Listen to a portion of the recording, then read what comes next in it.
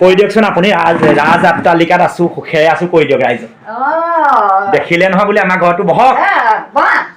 নহয় আপুনি বহক তই শুন দা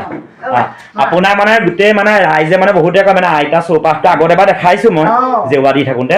তাৰপৰা আকৌ আজি দেখাই দিলো তেতিয়া আপুনি এতিয়া কি ক'ব আপুনি এইটো ঘৰত আপুনি সুখেৰে আছে নহয় আপুনি মোক এটা কথা কওকচোন মানে সুখ আৰু শান্তিৰ কাৰণে মানে টকা পইচা ধেৰ গাড়ী ঘোঁৰা লাগে নি নালাগে হয় নাই ভগা ঘৰ হ'লেও হ'ব শান্তি খালি সুখ শান্তিটো মানে বিচাৰি ল'ব লাগিব জানিব লাগিব শান্তিটো আচলতে বিচাৰি ল'ব লাগিব